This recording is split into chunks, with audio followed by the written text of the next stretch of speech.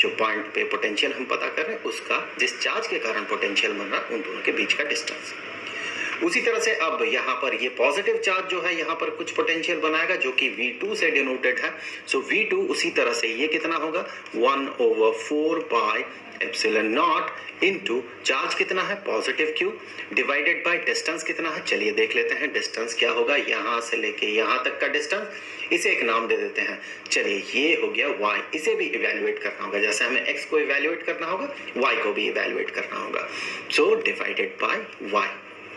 Total potential की अगर बात हो, सो टोटल पोटेंशियल जो कि V1 प्लस V2 है, तो इन दोनों को जोड़ना होगा। सो यहाँ से देखिए कॉमन आउट हम कुछ कर सकते हैं। क्या कॉमन आउट कर दे, इसे कर दे, दोनों जगह पे है, और Q को कर दे यहाँ से।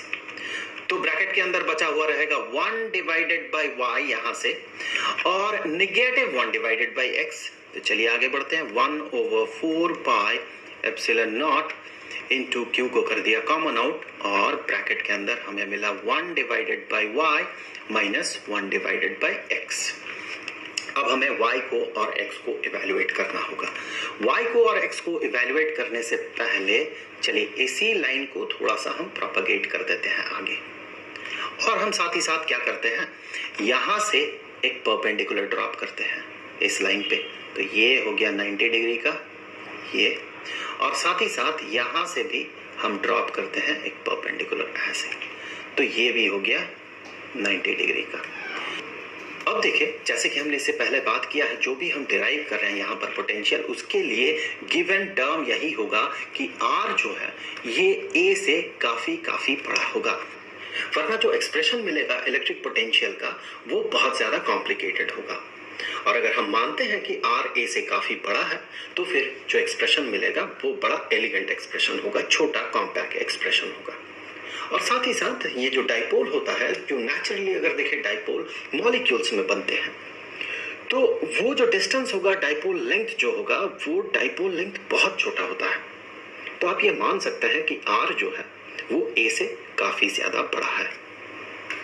सो अगर ऐसा कंडीशन होता है R A से काफी बड़ा है, मतलब ये पॉइंट काफी दूर है डाइपोल से, बहुत दूर है। तो जब ये बहुत दूर होगा, सो यहां से यहां तक का जो डिस्टेंस होगा आप मान सकते हैं लगभग बराबर होगा यहां से यहां तक का डिस्टेंस। तो फिर कुछ पॉइंट्स को नाम दे देते हैं यहां पर कि ये जो है ये डाइपोल का सेंटर है, तो O हो गया, और इस पॉइंट को नाम दे देते हैं ये है M, और इस पॉइंट को नाम दे देते हैं ये है N। तो हम कह सकते हैं कि ये पॉइंट अगर P हुआ, तो हम कह सकते हैं कि ये X जो है, जो कि लगभग बहुत क्लोज होगा, ये बराबर होगा इस डिस्टेंस के जो कि है PM को हम कह सकते हैं ये है PO प्लस OM यहाँ पर ये वाला डिस्टेंस है। तो फिर OM का वैल्यू हमें पता करना होगा, साथ ही साथ इस Y के लिए हमें ON का वैल्यू पता करना होगा। वैसे OM और ON दोनों बराबर होगा, यहां से यहां तक का डिस्टेंस और यहां से यहां तक का डिस्टेंस दोनों बराबर होगा। फिगर से आप समझ सकते हैं दोनों बराबर होगा। और थोड़ा समझने के लिए ये भी एंगल जो है ये भी थीटा बनेगा, क्योंकि देखिए ये एंगल थीटा है, ये एंगल भी थीटा बनेगा। अब ये जो लेंथ है ये भी A है, और ये जो लेंथ है ये भी A है, साथ ही साथ यहाँ 90 डिग्री बन रहा है, यहाँ 90 डिग्री बन रहा है, मतलब ये दोनों ट्राइंगल्स जो है बिल्कुल बराबर है, कॉन्ग्रुएंट है हम कह सकते हैं। सो यहाँ से आगे बढ़ते हुए हम कहेंगे ऑब्वियसली ये जो लेंथ होगा OM, ये ON के बराबर होगा। अब चलिए इवेल्युएट कर लेते हैं OM और ON को। सो यहाँ से हम कह सकते हैं कि OM जो है, OM ये किसके बराबर होना चाहिए, इस ट्राइंगल को देखिए, ये वाला ट्राइंगल, इस ट्राइंगल में आप ये पाएंगे कि ये जो डिस्टेंस है ये वाला, या फिर कहें जो लेंथ है ये A है, साथ ही साथ ये थीटा है। तो कोसाइन ऑफ थीटा को अगर कंसीडर करेंगे तो OM का वैल्यू पता चल जाएगा। तो मैं पहले ये लिखता हूँ कोसाइन ऑफ थीटा।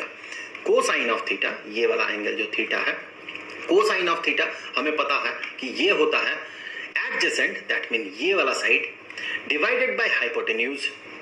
सो हम यहां से कहेंगे cosine of theta is equal to OM divided by hypotenuse जो कि A है। तो हम आगे कहेंगे कि OM का वैल्यू जो होगा ये होगा A into cosine of theta.